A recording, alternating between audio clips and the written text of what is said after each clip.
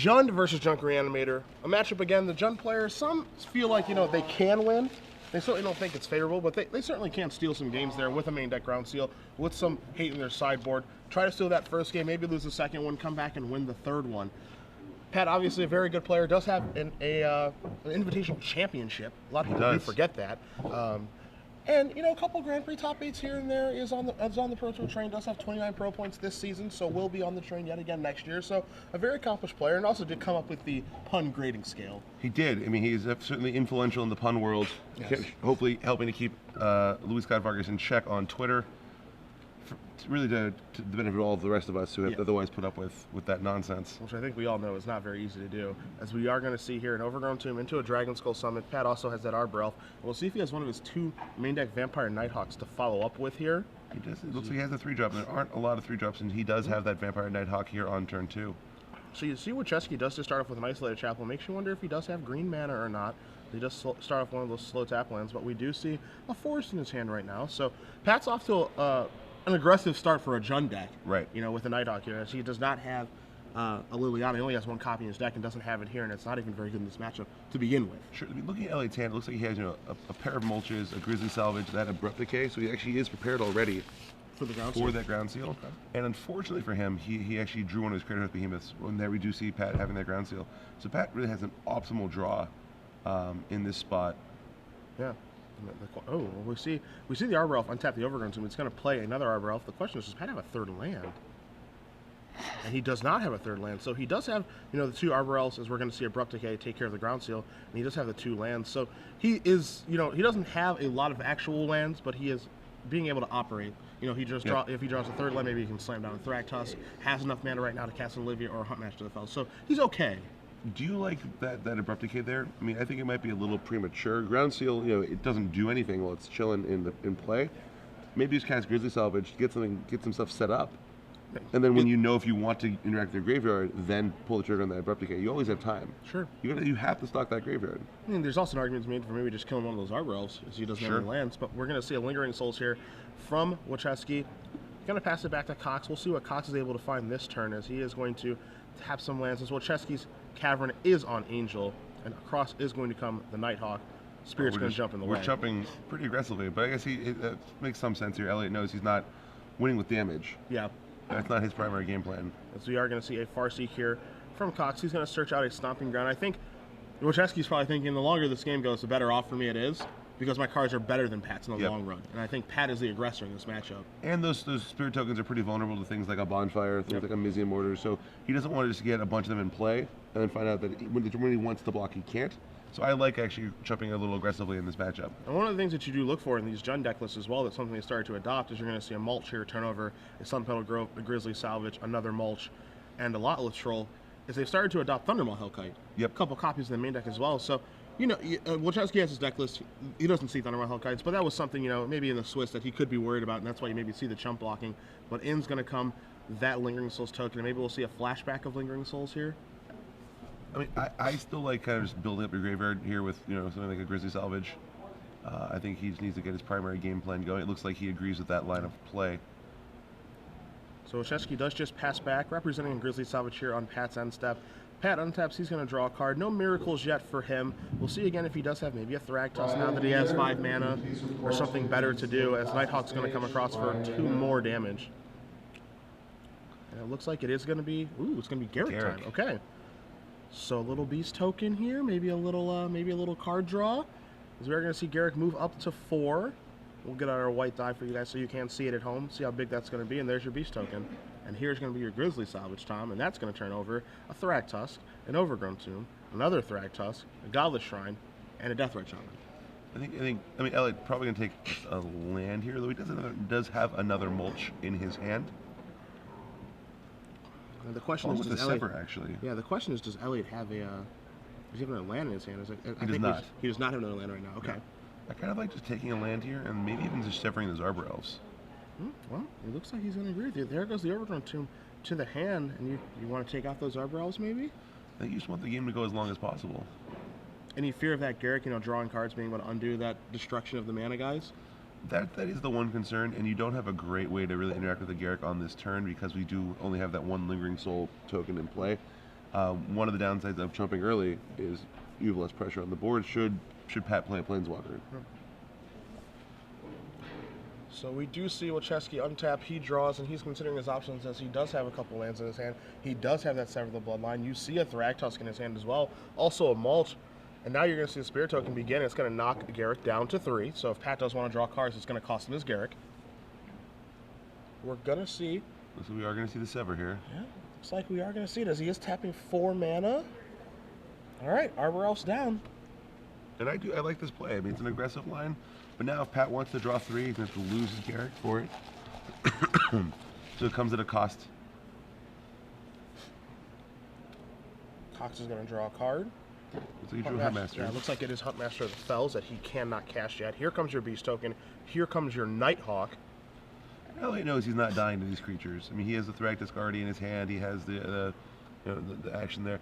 Looking at his hand, it's actually he pulled the trigger on that Abrupt Decay so early on that Ground Seal without even having an Unburial Rights, not even having a need to interact with his graveyard. I think that was really an interesting decision. It might come back to be a pivotal point in this match.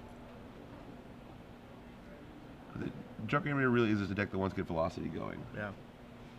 And now we're going to see Garrick move up. So Pat's going to not elect to draw the cards. Yeah, he's pushing his advantage here. He's trying to kill Elliott before Elliott gets going. You know, maybe Elliott doesn't have a Thragtusk. Maybe he doesn't have an ability to put pressure on Pat. We know he does have that, and in fact, he also has a Creative Behemoth in hand. Sure. So if he can get, just buy a couple more turns, not miss his land drops, and since he has another Mulch, it's likely he will be able to hit his lands. We could see that Behemoth being decisive here. And so now we're going to see Pat, in air quotes, play a land. Going to Farseek for one, so a costly land, but he is able to actually hit a land drop, as we're going to see varying 3/3s come into play. First a backwards token, then a Centaur token, but it is all the same. Garrick is pushing out 3/3 guys here. So Chesky's going to untap, he's going to draw. He finds a Sun Petal Grove. So probably just going to play a Thragtusk this turn. I believe actually Elliott's down to 11 right now. I think we did not get the life total update from this turn. So he'll get back to 16, healthy life total. Thragtusk will interact with those beasts and slow him down. You see Wolchesky, very deliberate in his plays, certainly wants to think things through here. He knows he's in a good matchup. He's got some options in his hand. You're going to see him come across with his Spirit Token. Looks like he's going to knock the Garrett down to 3 again, forcing Cox, if he wants to draw cards, to use all of his resources, as there is the Thragtusk from Wolchesky. He is going to play that Overgrown Tomb and pass the turn back. And we do know that Sun Petal Grove is in his hand, so if he does draw Angel, and Cavern is on Angel as well, yep, Angel Serenity will be able to come down without any problem. He's also setting up a good turn next turn where he can do things like Flashback Sever on all these beasts, which is going to be a big way to stabilize this board state. He can also just Flashback Lingering Souls, try to get a critical mass of creatures in play so that the Creative Behemoth in his hand will be lethal. Still a little bit of ways away from that, but you don't need a lot of guys to make that thing, 30 plus damage. So while Pat is slowly taking his life total up here with these Vampire Nighthawks, it is a pretty slow progression. Now you're going to see Cox come in with a bunch of tokens. I like this block. Yeah. I mean, typically you might think, oh, I have the Sever, I want to get all 3 beasts because Pat might make another one this turn. Sure. That said, if you don't block, Pat's going to choose to draw cards. He's not going to put a 3rd beast into play walking into your Sever the Bloodline. Yep. And you know that you just want to use your mana next turn to advance your board. You really want to Flashback Lingering Souls to get 4 creatures in play, so your Creative Behemoth can be lethal on turn 8 when you get to hardcast it. Sure. You just have it actually finish the game off. Exactly. And that's something that Pat won't see coming. And now we're going to see a Rakdos return for 2. Now this is pretty good. This is a tough spot for Elliott. And again, because we didn't generate as much velocity, we have this Mulch in our hand not having been cast yet. Yep. That Mulch could just be an Abrupt Decay. And maybe we have 2 more lands in our hand. Maybe we have more padding if we had a chance to cast this Mulch. Yep. So here, it's a really tough choice of, do I discard the Creative Behemoth and then hope to find an Unburial Rights, or do I hold the Creative Behemoth and hope to draw 2 lands? That is interesting. As you see him Mulch, and you see him, it looks like he's sliding the Behemoth and the Sun Petal Grove over. Which I agree. And it looks like he's going to keep the Mulch there, as the Mulch is going to be able to facilitate his graveyard and let him hit land drops in the future. Or just find an Unburial Rights and flash it back. Mm-hmm. So he is going to keep the Mulch here as he does move down to 9. He's going to take a draw step. Let's see what he finds. It is an Unburial Rights. All right. So Pat maybe he's trying to fade that for a while. Was unable now because now we're going to start seeing, excuse me, Thragtusk start coming back. Maybe Crater of Behemoth come back.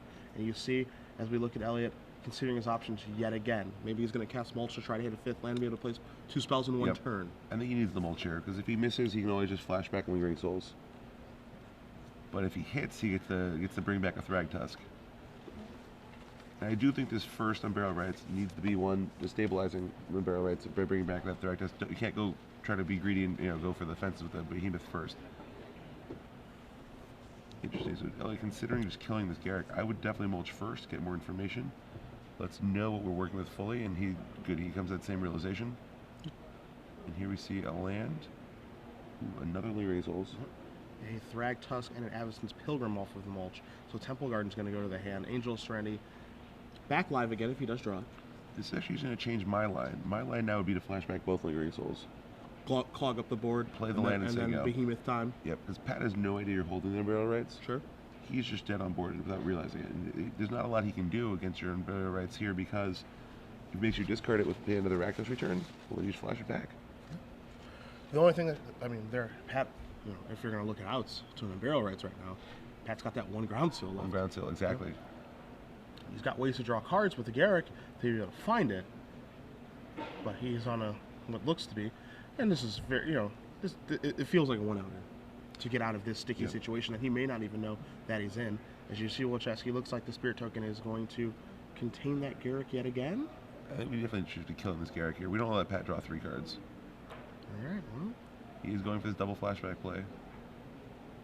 1 and 2. He must be in his head. That's what it is. Telepathic. Possibly. I mean, I think that line is pretty straightforward. Although I would have killed the Garrick as well. I think. Or at least try to kill the Garrick. I mean, the Beast Tokens will trade. I didn't realize he had an untapped Beast Token. Yeah. Oh yeah, never. Never mind. He can attempt to kill it though. Sure, but don't give Pat the optionality of knowing what he wants to do based on his hand.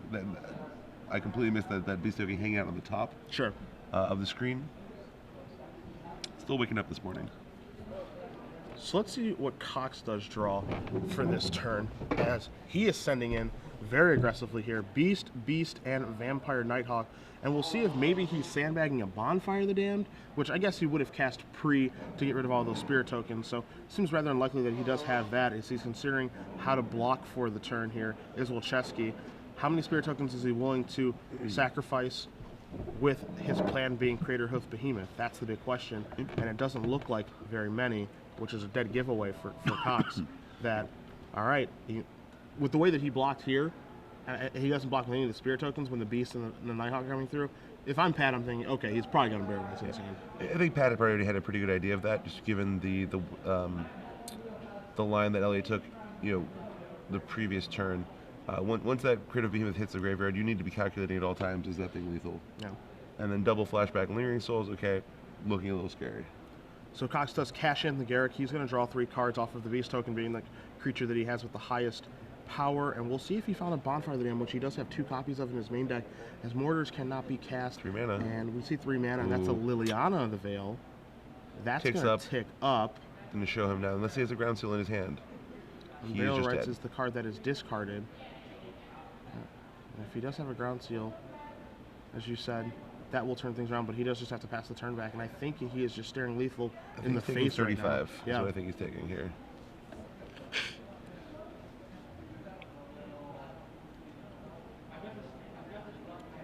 You see Wolchesky's going to play this Mana Accelerant and Avacyn's Pilgrim, and I think we're going to see him flashback this in Burial Rights and say, I'm going to target Crater of Behemoth. I think it was 41 before, now it's even more. So it's what, 7, everyone gets +7. You see Pat doing a little bit of math here. So he has been gaining life with Vampire Nighthawk over the course of the game, but Crater of Behemoth doesn't really care how much life he gains. I think it's 52 right now, which is a little bit more than Pat Cox can stand here. In fact, he has enough to spare to win multiple games of Magic. Yeah, and so Cox shrugs, does the math, and does concede the game. So Elliott Wolchesky will be up a game playing Junker Animator against Pat Cox playing Jund, as we are going to cut back to the booth here very, very quickly for you guys, because it is trivia time here, Tom. What we do here is we are going to ask our viewers at home who got up very early this morning. If you're really early. If you're on the West Coast, we thank you. I'm going to ask you guys a question. and you guys are going to hashtag your answer, hashtag SCG Premium. Today we'll be giving away 6 months as it is, excuse me, the semifinals. And once you do have that answer, again, it is about accuracy, not speed. We'll select one winner from those people who have gotten it correct, and we'll announce who does get those 6 months of premium after this round is over. The question, very simply, is in Elliott's main deck, he does have a one of main deck sorcery that we did see in action in that game that does have flashback. Yep. Certainly good to hit off a Grizzly Salvage and a mulch, a card that you typically find one of the side where you don't see the main deck very often, but it did play a key role in that game that we watched.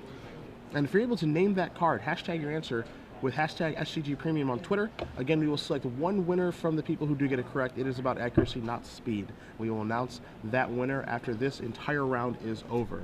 So appreciate you guys being up early this morning to be able to win that. It's our way of thanking you, as we are going to take a look back at our players and our sideboards. As we do see Cox with a whole bunch of 2-in-1-ofs over there. Absolutely. So Pat's sideboard looks like we have 2 Slaughter Games, 2 Liliana of the Veil, 2 Underworld Connections, 2 Pillar of Flames, 2 Duress, 1 Rakdos Return, 1 Vraska the Unseen, 1 Mizium Mortars, 1 Bonfire of the Damned, and 1 Grafdigger's Cage. So I think obviously Grafdigger's Cage is going to come in here. It's in there, designed to counteract graveyard strategies. I wonder if you might even bring in Slaughter Games here. Naming Thragtusk, potentially naming on Barrel Race, depending on the board state, could both be very powerful. Maybe even Angel Serenity as well. Possibly even that, yeah. They can go a lot of different directions with that card. It's one of his more proactive solutions, and he does get a lot of information by just looking at the graveyard and saying, hey, what can happen to me? Yeah. I think that is certainly a reasonable card for him to bring in as well. Other options, Underworld Connections. Games can go a little bit long here. He might want the ability to draw some more cards and find these other reactive cards and these other good answers he has. Also, you have Bonfire of the Damned. We saw in that game it would have been huge if Pat had drawn that card to clear out those Lingering Souls tokens and make that creative behemoth much less of a threat. Yeah, Bonfire of the Damned, a card that last week we were in Orlando, Brad Nelson talked about loving that card against this deck. It doesn't seem like it would be that good against a deck that has Restoration Angel and Thragtusk and all these other things, but be able to contain those mana accelerants, being able to contain those Lingering Souls tokens, and then being able to clear the board in one foul swoop and be able to get in damage is something that the Jund deck needs to be able to do. Hardcasting it, not the best thing in the world, but miracling it in a timely fashion, that's a big deal with this in this matchup. Sure, in this matchup, you can just hardcast it with X = 1, and you get a lot of value there. Here we see Elliott doesn't have Restoration Angel in his deck, yeah. So it's a lot better here than it might otherwise be. He's playing 7 mana elves, a lot with control, a lot of things where you get some good value from picking it off. Also, go ahead. I'm sorry. No, I was going to say, looking through his main deck of the cards you might want to take out. I think Rakdos Return, not necessarily where you want to be here. Although it does, if one of your fears is that the Junk Reanimator deck can go long and just start hard casting its threats, which we saw in that game, Elliott, if he hadn't gotten returned, would just hard cast that behemoth. Maybe you count on your Cage and your ground seals to come back in the graveyard, and you do want to take away that option of just playing things from your hand, and you want to leave in those Rakdos Returns. That I'm not sure about how that plays out in this matchup, but it's one card I'd be considering cutting. Sure. I think you can also consider cutting some of the spot removal. You have a Murder, you have a Victim of Night, you have a Dreadbore, you have a Mizium Mortars and Abrupt Decay. It's a lot of 2 Tragic Slips. Yep. It's a lot of spot removal. Spot removal not that great in this matchup. Yeah, not at all. So you can probably pair some of that back as well. You want to leave the cheaper stuff because you do want to kill off those Absent Pilgrims and those Arbor Elves. Yep. Don't let them get ahead of you. Right. Don't let them get ahead. But I don't think you need to go over the top there. Okay. Taking a look at Elliott's sideboard, as you guys do see it on the screen, 3 Acidic Slimes, 2 Deathrite Shamans, 2 Faith Menders, 2 Somberwold Salch, 2 Abrupt Decay, 2 Tragic Slips of Divine Reckoning, and a Cavern of Souls. Slime could come in here, as he can cast it ahead of schedule, and we saw Pat have some troubles with his mana, as he did have those Arbor Elves, and then once those got taken care of, he was kind of fumbling around a little bit. We also know that Pat has the Cage of those 2 Ground Seals, which are certainly permanents that Elliott wants to interact with. Yep. So I think he probably will bring those Slams.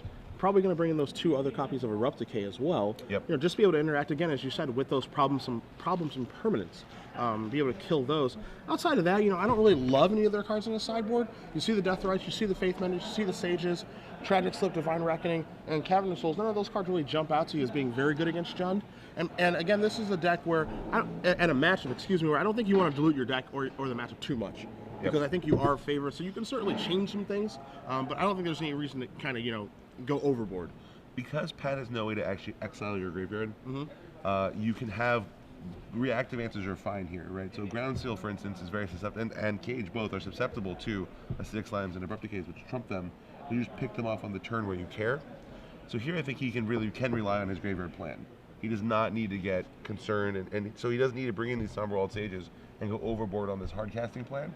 He can just kind of sit back and expect his primary plan to work eventually. Yep. Because he's going to have 7 ways to kill one of the 3 permanents Pat has to really shut off his graveyard. Sure.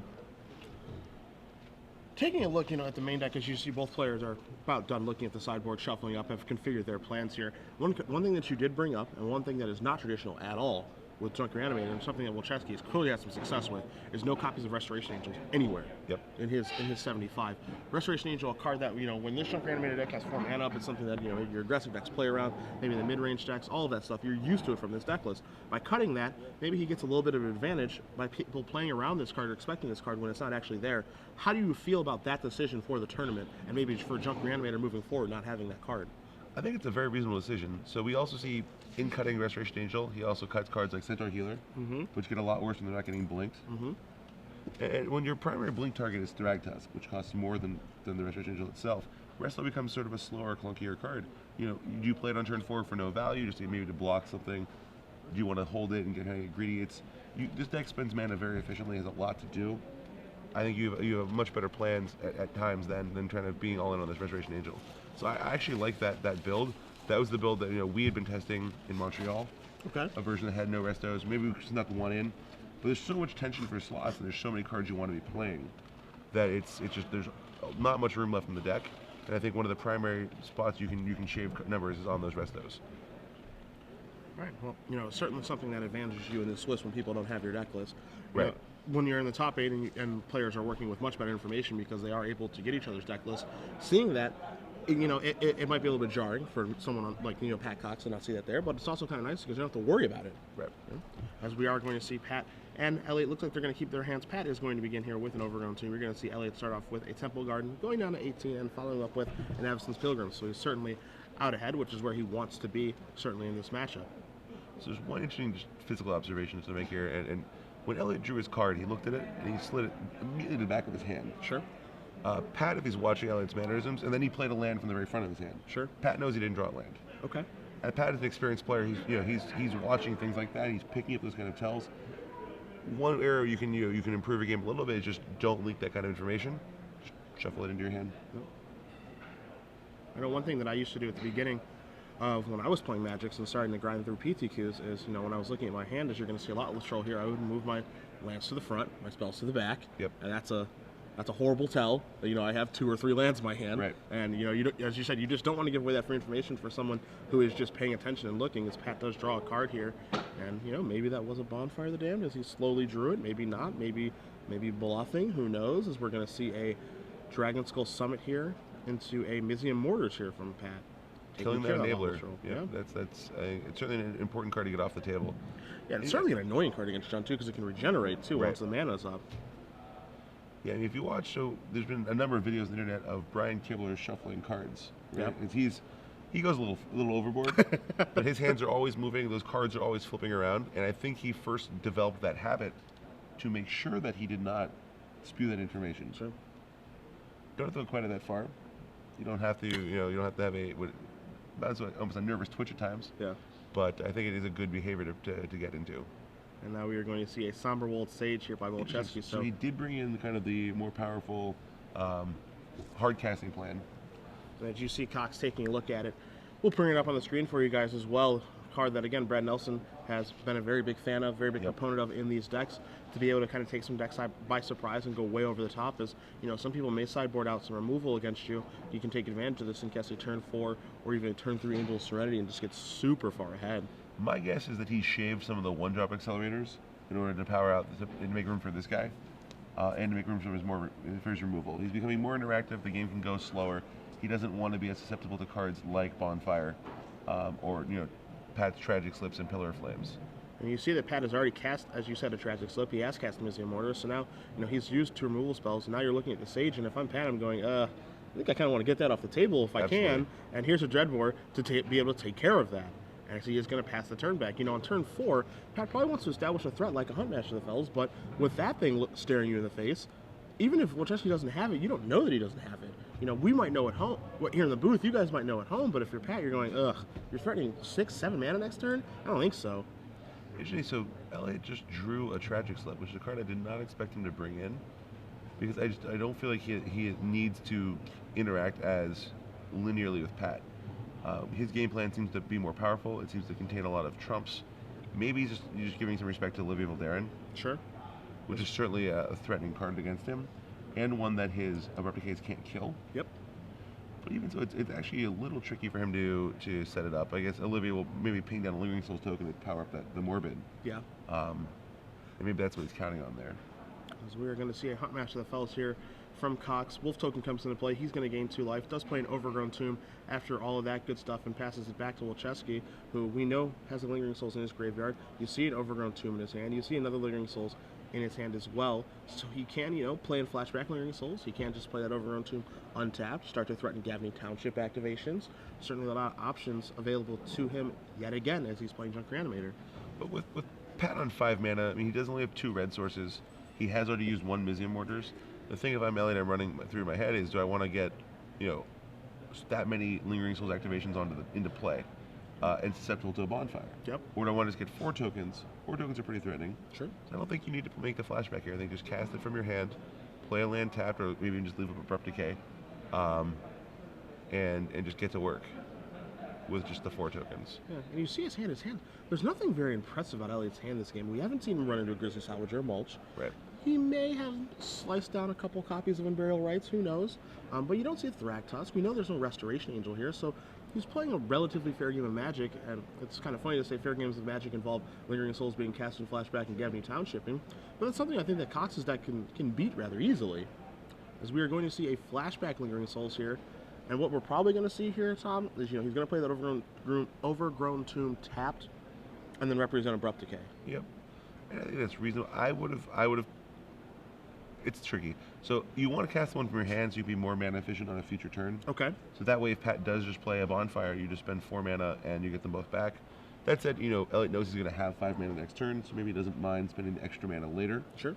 In order to kind of more naturally represent the Abrupt Decay. And what I mean by that is, if he plays the 3 mana version, gets those 2 tokens, he has to then play a Shockland untapped, taking 2 and saying go. Well, Pat, smart guys would say, hey, why don't my opponent just take 2? Well, he must have a 2 mana spell in his hand. Yep. Well, there's 2 mana spells that are instants. Yeah. Oh, Grizzly Salvage and Abrupt Decay. Sure. Okay.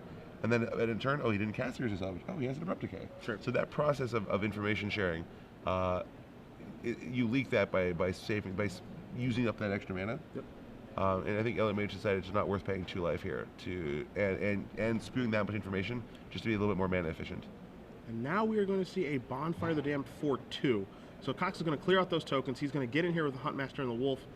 And after this looks like this is going to be his turn. We might see a land after this. But that's a good turnaround. That's a good turnaround. And I like Elliott being sort of cautious with his Lingering Souls, not overcommitting to the board. Mm-hmm. And now he gets to put 4 more tokens right back out. And so, alternatively, nothing changed. Yeah, alternatively, he can play a Tragic Slip now on this Huntmaster if he wants to as well, as Morbid has been resolved here. Not sure if he wants to use Tragic Slip for that, or maybe, as you said, save it for Olivia Valderin. But with how the game is currently set up, this might be a good time to pull the trigger on that Tragic Slip. I don't hate it. Interesting. Okay, so choose instead to use the. I was thinking just taking it, and then when the Huntmaster inevitably is going to flip, be able to take Abrupt Decay that. As you do see, Angel Serenity is the draw step here for Wolchesky. And taking a look at his mana, he does have 2 white. He does have 2 sources of white mana so far, but he has 2 lands away. As you see, he's going to tap 3 mana. He is going to play a Lingering Souls and flash it back. So 4 more Spirit tokens are going to come into play here. Cox is, there will be no Tragic Slipping taking place here. We'll see if he has another Bonfire or something like that. As Cox is going to untap, he's going to draw. Let's see what he does find for the turn. Pat being very secretive here with his hand. Does not want us to do. I like a little sweat. Looks like a Thragtusk, probably. I see 5 mana. I see a Thragtusk. Okay. So Cox can move up to 25. He's going to put a little more board presence on. He's going to pass a turn back. Let's see what Wolchesky draws, as it is a Sever the Bloodline. Okay. Given that Pat doesn't have multiple copies of any threat here, it's not at its best. Mm-hmm. Couple lines are possible here for Elliott. He could just attack with all of his guys. Unfortunately, he cannot activate Township and leave up Slip, which is what he wants to do. Yep. He wants to be able to slip that Huntmaster when it flips. Yep. And now maybe he's regretting that Abrupt Decay turn previously where he didn't slip the Huntmaster because he's a little mana constrained. and Huntmaster is now actually a potent threat. Yeah, that's kind of interesting how you know, that tension where he does want to be able to activate, get in for 8 in the air, and then when the Huntmaster does flip, it kills a token and then he slips it. But we're going to see him tap 4 mana here. Maybe he's just going to pull the trigger on Sever. Yep. It looks like we're going to see Sever take care of the Huntmaster of the Fells. So that's going to be exiled. And now we have a Thragtusk staring down a bunch of Spirit tokens. And Trident Slip is not active, of course, because it does exile the card. It does not actually kill it. Interesting decision not to attack with any of the Spirit tokens. So he's going to try to trade off with this Thragtusk now. And Pat does have Wolf Run, making these trades, you know, a little painful. Elliott here probably planning then on just slipping the resulting Beast token that's going to follow up the Thragtusk. What we've seen both games here from Elliott, though, is that he is playing very, very defensively as the control deck here. As you see, he's going to put all 4 Spirit tokens in front of that Thragtusk. He is playing super defensively. He knows he's the control deck in this matchup, and he knows that Pat is typically the control deck in most matchups, but Jonah's deck that can't, you know, it's not a very aggressive deck. Yep. And so this favors Wolchesky for multiple reasons, as you're going to see another Thragtusk here from Cox after these trades do happen. And unfortunately now for Elliott, he does not have the ability to flashback that Sever, so he can't just slip the Thragtusk. And now he has tapped that mana, so the Beast token's going to go down. Let's see what Wolchesky draws this turn. This is a big draw step for him, because if this is a land... It's a Grizzly Salvage, I believe. Okay, that's a pretty good draw. That can turn into a land very quickly. Yeah, that can turn into a land, that can turn into barrels, this can turn into a lot of things. So let's see what these 5 are. Mulch, Overgrown Tomb, Unburial Rites, Forest, Unburial Rites.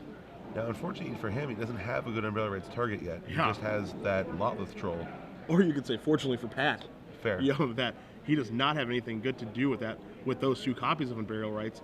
Now, however, he is a land away from the Angel's Ring in his hand, but if you take a look at his lands, Tom, 2 sources of white mana. As we do have a quick update on our other match as well. Corey McDuffie playing Junk Rights as well against Jake Humphreys playing Esper Control. McDuffie up a game for you Corey McDuffie fans at home. As we are going to see Wolchesky tap 4 mana. We're going to see a flashback on Burial Rights. And it looks like maybe it's just time to get back that Lotleth Troll, but he could also target that Summerworld Sage. If he does do that, though, if you're Cox, things are going off in your head. There are a lot of alarms there. But I think he has to get the Summerworld Sage here. Or actually, I shouldn't say has to, because the other option is he gets back the Lotleth Troll and just discards the Angel so he can reanimate it next turn. That's true. Which isn't an unreasonable option for him. Well, we do see he's going to elect to get back the Summerwall Sage. Now that you do bring up that line of him being able to get back the Lotleth Troll, discarding the Angel, something I had not considered, that feels a little bit better to me, because this one, it opens him up to a removal spell, which is certainly an annoyance, as you are going to see Cox come across here with 2 Beast tokens. Maybe we'll see a Wolfern activation, but we don't. Which means Pat Cox is not done. He has more business. Imagine if here he says Ground Seal, how backbreaking, or Grafdigger's Cage. I don't think he'd be thinking this long if he did. Yeah, the big question here is, he wants to be able to take care of that Summerworld Sage. I think that's step number 1. He wants that thing off the board. We saw how important it was for him to dreadboard that when it was cast on turn 3 by Wolchesky. And I think, again, if he's not Wolf running, he's got to have something good to do this turn. Yep. I mean, I think best case scenario is he goes, Olivia Voldaire and shoot that thing. But I think, again, if he had that, I think we would have seen that by now. Yeah, you don't need to think that one through for very long. But Pat is a deliberate player. I mean, he does have 2 cards in his hand. I think once you do see the combat damage be processed and no Wolfern activation, he's certainly got something. What is that something? Like Wolchesky, we don't know. About to find out, though. He's getting together Olivia mana. Here's 4 mana. Here's a Slaughter Games. Okay. Now he's named Angel. And that's going to be huge. And is that what he named? He named Sever. Wow. Wow. A misstep, perhaps, here from Pat Cox. I guess he did not respect the Summerworld Sage enough. Yeah, Sever the Bloodline, a very, very surprising name. And the reason, I'm a little bit surprised that he names that just because it's not a card that Summerwald Sage allows him to flash back. Right. And by getting back Summerwald Sage with the Unburial Rights, I think it has to tip you off that, he's had a card in his hand for a while this game that he hasn't been able to cast. And what else could that card be? I mean, it could be a Creator of Behemoth. There's certainly an argument for that. I don't know if Wolchesky's going to leave that in this matchup.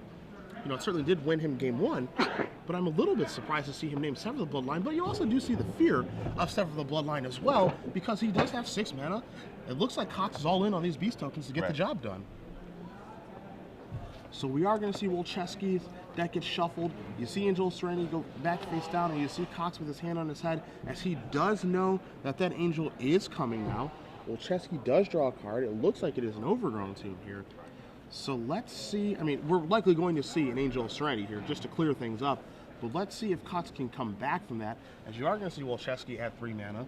You're going to see him tap the other 4. You're going to see the Big Bad Angel come into play. You know, this is going to probably target those 2 beast tokens, maybe a card in his graveyard as well, that Lotleth Troll to come back if that Angel is taken care of. Yeah, I mean, that last turn was certainly the turning point here. Yeah, when I saw Slaughterkings get cast, I thought that, oh wow, that was like a huge draw for Pat, as he is going to draw a card here. One thing also to keep in mind here is though Wolchesky has finally resolved an Angel of Serenity, Cox, as he does play a Kessig Wolfrun, has plenty of live draws here. Again, this game is certainly not over because he's at 30. Right. Elliott only at 8. You know, a top deck a Miracle Bonfire now is only for 6, but it's close. As we are going to see Grizzly Salvage was the card drawn, Avacyn's Pilgrim, Temple Garden, Sun Petal Grove, Abrupt Decay, and Overgrown Tomb. So not a very good Grizzly Salvage, especially when he has an Unburial Rites in the graveyard. Definitely dodge the bullet there if you're Cox, as you do not want to see maybe a Thragtusk show up here at all. Not at all. That puts the game out of reach very quickly. So here, probably take the creature and get that township going to work. Yeah, and try to shorten the game. Yep. Now taking another land. Okay. So he's going to take an Isolated Chapel off of that Grizzly Salvage. We'll see what Wolchesky's draw step is going to yield here, as he is going to untap all those lands, that Summerwald Sage and that Angel of Serenity. Let's see what he does find for the turn, as he's going to play that Isolated Chapel. You see him maneuvering his lands around a little bit here. Let's see if it is going to be a Gavany Township activation.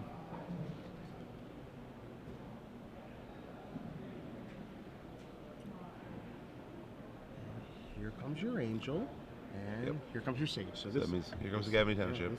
This is a Gavany Township activation. We are off to Gavany. So +1/+1 counters ahoy. A little bit more damage. We'll have 5, 6, 7 total damage. Cox is going to move down to 23. Pat draws a card. Bonfire. It is a Ground Seal. A little bit late. Cox draws another card. He's going to play an Overgrown Tomb, pass the turn back. Right now, if Cox does draw a Bonfire Dam for his turn, 1, 2, 3, 4, 5, it will be for 7. And that Angel Serenity will be at 8, assuming we activate this township again. We are behind on the race there. Need to find a Farseed to get back to even. And Wolchesky with, is he going to pump? If he does not pump, I'm scared if I'm Pat. He did not pump. You see him tapping mana. That's Play 5 the mana. Thragtusk. That is a Obsidat. Wow. That is a very good card against this junk deck. Excuse me. Pat's only real answers here are Victim of Night and Murder. The Obsidat's going to come in. It's going to gain Wolchesky 2, drain Cox 2. Pat's going to draw a card. It is a mystery, but you see life totals rapidly changing now. Pat is going to play a Stomping Ground. He's going to pass the turn back here, and Obsidat's actually going to put this game out of reach just because the life gain. Bonfire was not for a moment, as we are going to see Obsidat come back into play, gain 2, drain 2, yet again. I think Tom, we're going to be looking at a lethal attack this turn. This is for lethal, and another Angel's already in Elliott's hand, so he has this one covered in spades. His backup plan already enabled. This should just be the game, and then you are going to see Pat extend the hand. So Elliott Wolchesky will be moving on to the finals of this tournament. We might be seeing a Junk Random Mirror here, as well as Corey McDuffie is up in his match. But again, congratulations to Mr. Wolchesky, moving on to the finals, defeating Pat Cox and his Jund deck 2-0. Yeah, I mean that.